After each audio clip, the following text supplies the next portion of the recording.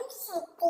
என் அன்பு தங்கமே, உன்னுடைய வாழ்க்கையில் நீ தனித்தே போராடுகின்றாயா? நீ விரும்பிய எவரும் உன்னுடைய அருகில் இல்லை. மனமும் தடுமாறுகின்றது. எப்பொழுதும் அலைப்பாய்ந்தபடியே இருக்கின்றது.